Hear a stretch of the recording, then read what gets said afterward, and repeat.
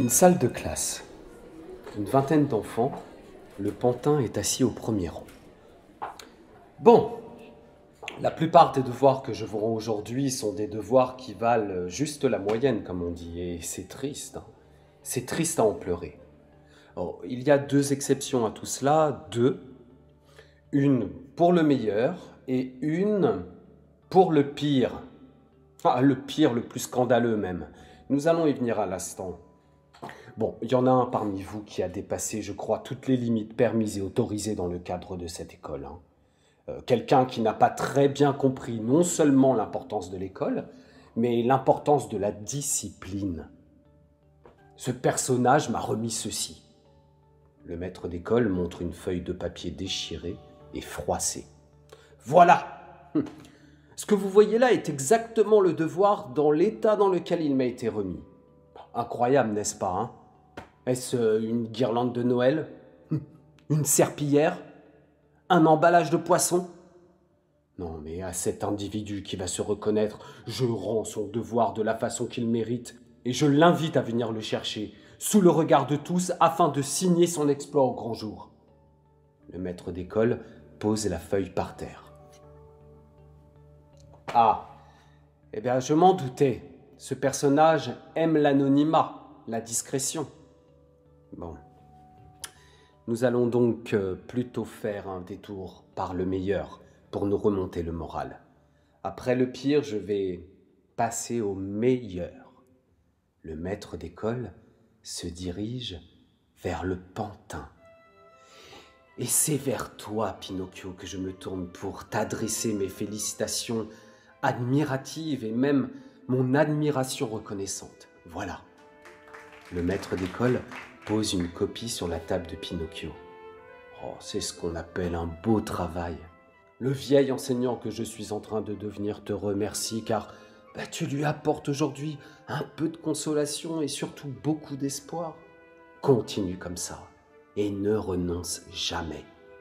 Ah oui, pardon. J'aurais simplement aimé te demander de me préciser une des réponses de ton devoir car je ne suis pas sûr d'avoir bien déchiffré car ton écriture est si fine. Dis-moi, racine carrée de 7 millions multiplié par 150 divisé par 8. 25? Oh, c'est exactement ça. Merci Pinocchio.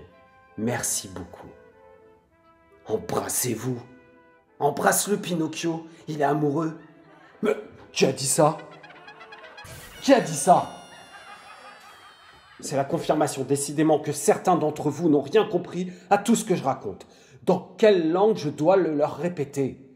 Dans quelle langue dois-je le répéter? Dites-le-moi. Le péter, monsieur? Eh ben, pétez-le alors. Pétez-le dans la langue du cul. Oh non, mais ça va trop loin, là. Qui a dit ça? Pinocchio! Il est ventriloque, il parle sans bouger les lèvres. Oh, je veux que cette personne qui parle se dénonce immédiatement. Je veux que cette personne se dénonce immédiatement. Ah, c'est vous, évidemment.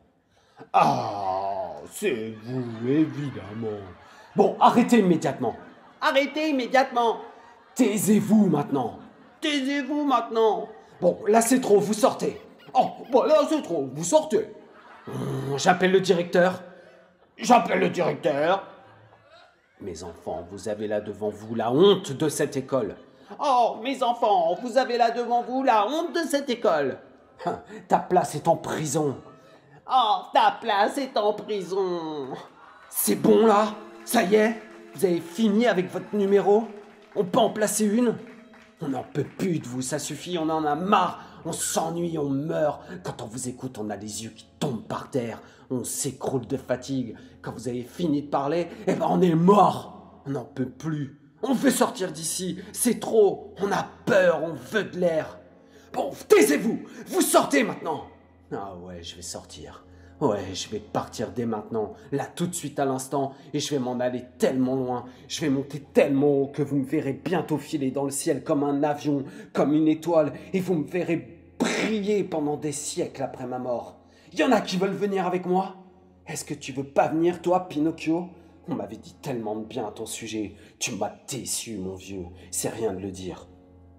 Vous sortez! C'est la dernière fois que je le dis! Tant pis, je vais vous montrer un peu comment il faut s'y prendre quand on veut vraiment intéresser les gens dans la vie. Sortez! Regardez bien. D'abord, il faut mettre un peu d'énergie et d'entrain dans le corps. Il commence à danser. Arrêtez! Ensuite, faut mettre un peu plus d'entrain et d'énergie dans la voix. Chers enfants, aujourd'hui vous allez vraiment comprendre quelque chose grâce à moi. Écoutez-moi bien. Arrêtez et ne bougez pas les autres. Mauvais élève dansant de plus en plus frénétiquement. Eh ben voilà, là ça vient, voilà l'école qu'il faut. Voilà l'école dont on a besoin dans la vie. Allez, tout le monde avec moi. Restez assis. Ah, dis donc, là c'est fou, je deviens intelligent. Ah, c'est fou, je suis en train de devenir intelligent. Je deviens un génie, je suis un génie. Extraordinaire, incroyable, formidable, fantastique, merveilleux, inimaginable, miraculeux, stupéfiant.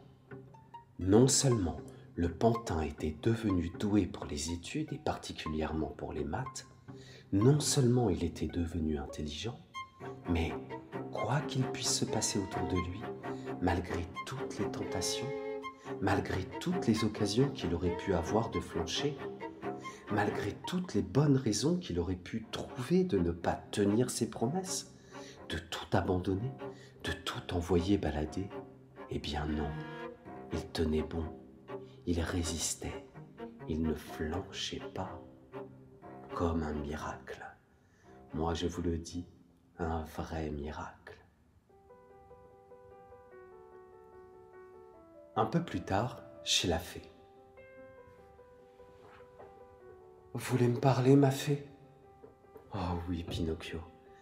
Aujourd'hui, ça fait presque 6 mois que tu as commencé à changer de comportement, comme je te l'avais demandé. Hier, à l'école, tu as reçu un prix qui récompense le meilleur élève de toutes les classes réunies. Non seulement tu travailles bien, tu es devenu intelligent, mais tu te comportes comme un enfant obéissant. Un enfant qui ne se laisse pas disperser et entraîner par les autres. Et c'est peut-être de ça dont je suis le plus fier aujourd'hui. C'est pas facile à vivre tous les jours, hein. C'est ça qui est encore plus méritant. J'ai demandé à te parler, Pinocchio, pour t'annoncer que j'allais moi aussi tenir ma promesse envers toi. En effet, dès demain, si tu le veux, tu cesseras d'être un pantin pour devenir un vrai petit garçon. Ah bon?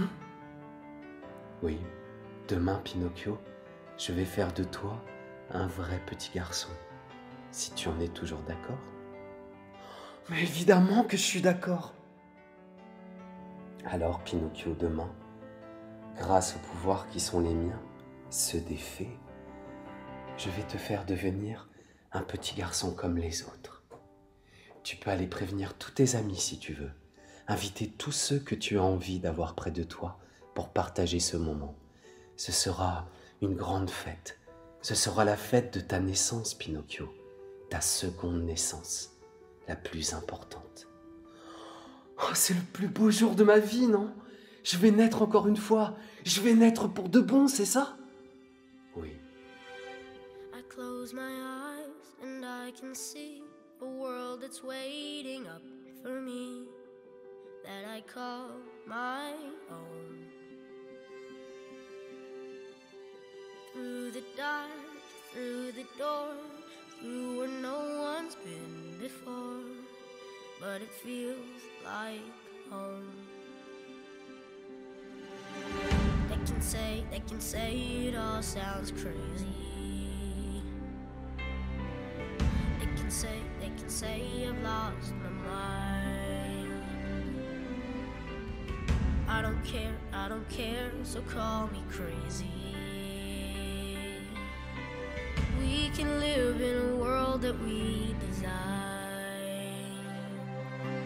'Cause every night I lie in bed, the brightest colors fill my head. A million dreams are keeping me awake.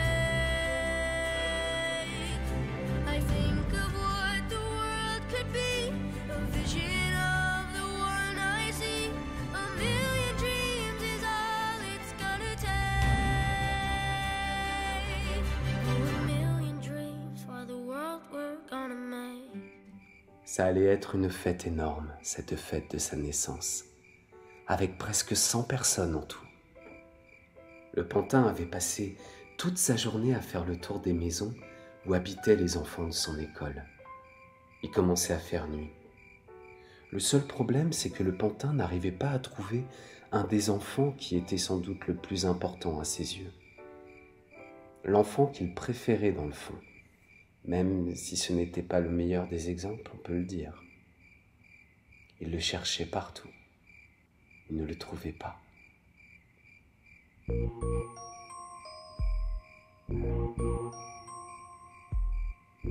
Hé, qu'est-ce que tu fais là? Je te cherchais. Je voulais te dire que t'es invité demain à la fête de ma transformation en vrai petit garçon. Ça me ferait plaisir que tu viennes. Ça va être bien. Il y aura des jus de fruits. Des jus de fruits. Pauvre type.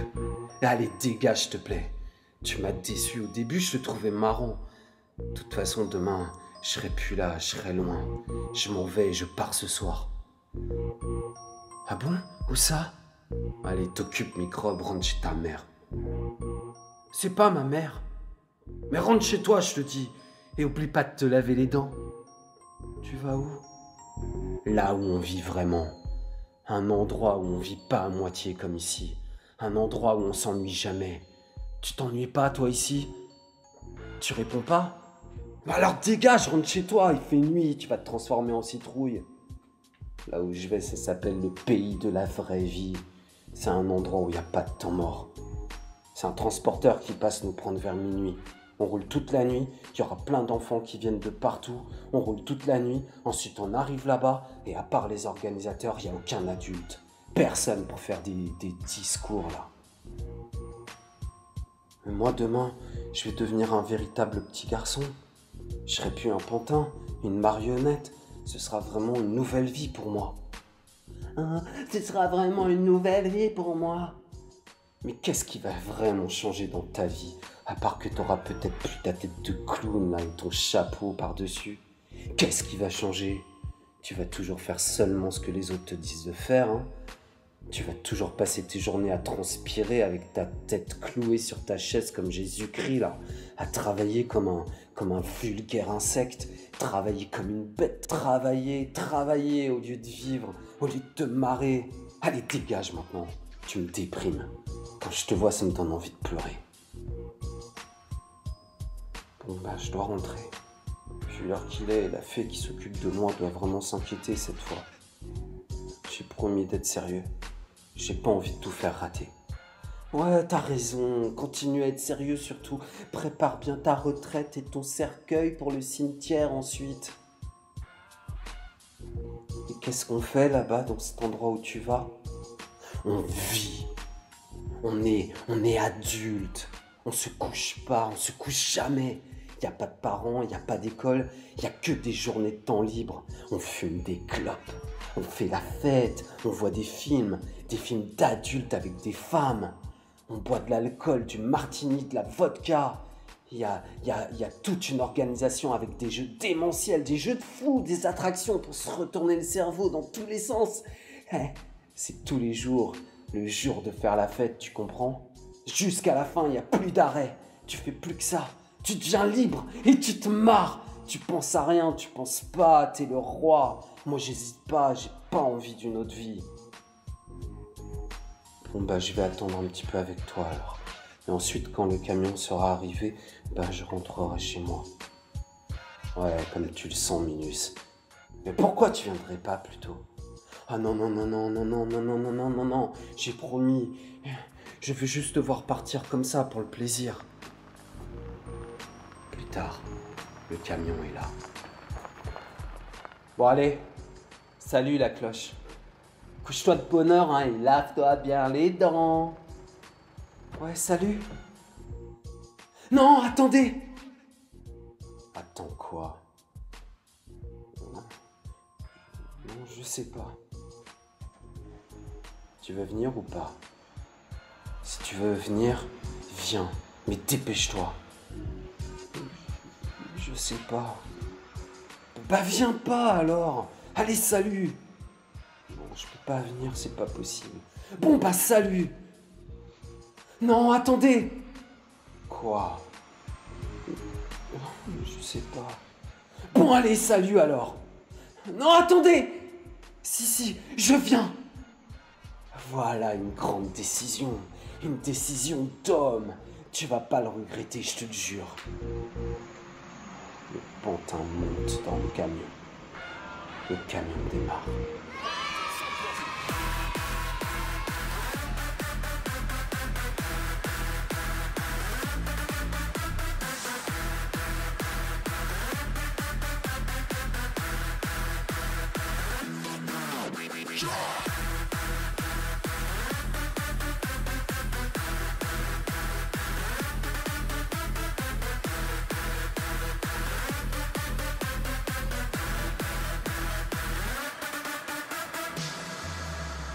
C'était un endroit qui ne ressemblait à rien de connu. Un endroit tellement incroyable qu'on pouvait même se demander si on ne rêvait pas. Le pantin, ainsi que tous les enfants qui l'accompagnaient, n'avaient jamais connu un tel bonheur de toute leur vie. Cette vie dura plusieurs semaines. Jamais un instant, un seul instant, ils ne s'ennuyaient. C'était, selon la loi de ce pays, la seule chose formellement interdite, l'ennui. S'ennuyer ou pire, ennuyer les autres. Il n'y avait que quand il dormait qu'il ne faisait rien, à part rêver bien sûr. Et puis un matin, au bout de plusieurs mois donc de cette vie-là, un matin, le pantin et son ami se réveillèrent.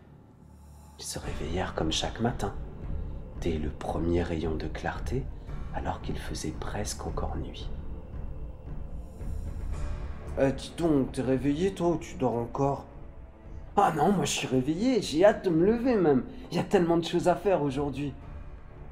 Dis-moi franchement maintenant, aujourd'hui, est-ce que tu regrettes d'être venu là?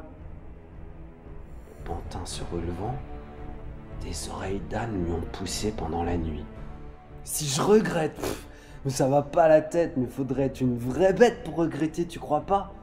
Tous les matins quand je me lève, quand j'allume la lumière et que je me regarde dans la classe, je me dis... Tu te dis quoi? Le pantin découvrant son visage dans la glace.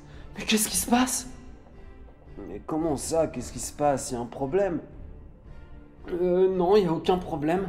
Le pantin éteint la lumière. Le mauvais élève se levant, lui aussi avec des oreilles d'âne. Mais pourquoi t'as éteint? Le pantin a mis les mains devant ses oreilles. Mais pourquoi tu lèves les bras en l'air? Je suis pas armé. Mais qu'est-ce que tu caches avec tes mains? Ça! Il découvre ses oreilles. Oh, mais c'est horrible! Regarde-toi, c'est pas possible! Mais regarde-toi aussi, mon vieux! Pourquoi? Regarde-toi, je te dis. On dirait que t'as le même petit problème que moi. Le mauvais élève réalisant qu'il a des oreilles d'âne. Ah, mais qu'est-ce que c'est que ça? J'ai pas envie d'avoir des oreilles comme ça, moi, des oreilles de bête, ça va pas. J'ai rien demandé, moi. Moi non plus, j'ai rien demandé. Pourquoi un truc comme ça nous arrive à nous? On n'a rien fait. Entre le marchand d'âne. Bonjour, messieurs. Est-ce que vous allez bien? Ah oui, ça avance pas mal ici. Tant mieux. Mais qu'est-ce que vous racontez?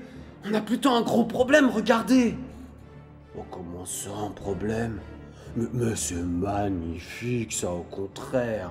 Ne vous inquiétez pas, vous ne resterez pas comme ça toute votre vie. Dans quelques minutes, vous serez devenus de vrais ânes. De la tête aux pieds. Des ânes? Mais personne nous a demandé notre avis. Non, on veut pas. Faut nous aider, monsieur. Oh, vous aider? Pourquoi? Fallait réfléchir un peu avant, non? Vous croyez pas? Vous pensiez peut-être que vous alliez pouvoir vous amuser comme ça pendant des siècles? Les doigts de pied en éventail? Vous savez, tout a un prix ici. Allez, consolez-vous. Tous vos petits camarades sont dans le même cas. C'est banal ici. Mais vous nous avez rien dit avant. Si je vous l'avais dit, vous seriez pas venu. Vous nous avez menti. Ah, il faut bien vivre.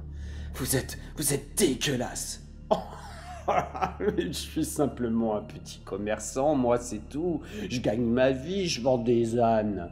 Il y en a qui vendent des voitures. Hein. Mais vous étiez si gentil. Ah bah, dans le commerce, le sourire c'est essentiel. Aidez-nous, monsieur. Ne nous laissez pas devenir des ânes, on vous supplie. Bon, allez, je vous laisse, je reviens dans 1 heure quand vous serez complètement terminé. Je vous brosserai le poil avec une belle brosse et tout mon amour, jusqu'à ce que vous deveniez brillants comme des bijoux. Les plus beaux bijoux du monde. Ensuite, nous irons voir les clients. Ah là, soyez sages en attendant. Il sort. Monsieur, au secours! Au secours! Au secours! Au secours! La voix des enfants se transforme peu à peu en braiement. À peine 2 heures plus tard, le pantin et son ami, en plus de leur voix qui ne savait plus que braire, sentirent sur tout leur corps des poils qui commençaient à leur pousser. Ils sentirent qu'ils ne pouvaient plus tenir en équilibre et qu'ils étaient obligés de se mettre à 4 pattes, car ils étaient devenus des ânes. De bons gros ânes, car à cette époque, voilà ce qui arrivait quand les enfants n'en faisaient qu'à leur tête. Voilà ce qui arrivait quand les enfants n'écoutaient rien.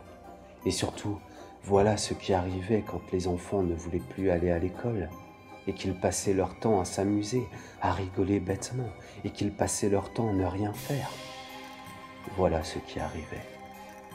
Le pantin, qui était devenu un âne, ressemblant à tous les autres ânes, fut vendu à un directeur de cirque qui l'avait trouvé tout à fait apte pour le dressage. Il avait dit comme ça: « Ouais, celui-là je le prends, il est parfait pour le dressage, le sens, c'est une bonne bête, une bête docile, je vais en faire une véritable bête de scène. » Le plus dur pour le pantin, le plus dur à avaler pour lui, si on peut dire, ce n'était pas les coups de fouet qu'il recevait chaque fois, qu'il ne faisait pas correctement ce qu'on lui demandait, non. Le plus dur à avaler pour lui, c'était la paille, le foin et l'herbe qu'on lui servait en guise de nourriture, matin et soir. Il n'arrivait pas à l'avaler, et encore moins à la digérer. Il détestait ça. Jour après jour, le directeur du cirque le faisait travailler jusqu'à l'épuisement, en attendant le moment de pouvoir le présenter au public dans un numéro de dressage des plus extraordinaires, pensait-il. Le directeur s'attendait à faire un triomphe avec son âne savant, un âne qui savait tout faire, annonçait-il. Un numéro comme on n'en avait jamais vu, proclamait-il sur des affiches hautes de 3 mètres, des affiches qu'il placardait dans toute la ville. 3 mois plus tard, le jour venu, des masses de gens se pressaient devant la porte du cirque pour assister à ce spectacle si fantastique, voir cet âne merveilleux. Le numéro tant attendu commença, mais malheureusement, le pantin ne savait plus rien faire du tout de ce qui était prévu. Catastrophe! Cette soirée fut un vrai cauchemar pour le directeur. Dès que le public fut sorti, en sifflant et en huant, le directeur, fou de colère, décida de faire payer au pantin la honte qu'il lui avait fait subir. Dans le cirque vide, il se remit à le faire travailler, sans interruption pendant des heures, jusqu'au matin, le corrigeant chaque fois qu'il commettait une erreur. Après cette nuit d'enfer, plus jamais le pantin ne put marcher droit. Il s'était fait mal. Une de ses pattes était cassée. Sa patte avant était maintenant abîmée. Il boiterait pour toujours. Au cirque, les animaux malades ne servent à rien, alors on les vend. On vendit le pantin à un fabricant de tambours qui utilisait justement la peau des ânes pour en faire la peau de ses tambours. Le fabricant emmena le pantin qu'il appelait son joli mignon petit âne et lui expliqua gentiment ce qu'il allait faire de lui.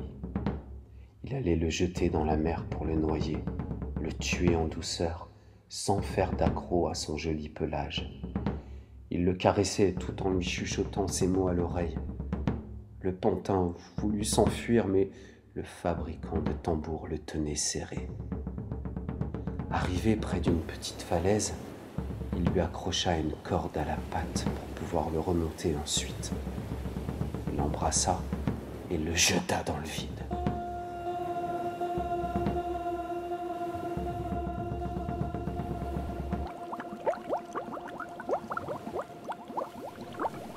Le pantin ne se défendait même plus. Il entra violemment dans la mer et coula à pic, à moitié assommé par le choc. Il s'enfonçait dans l'eau. Il n'était pas triste. Il ne pensait pratiquement à rien. Ah si, il pensait à la fée, sa fée, mais c'était trop tard.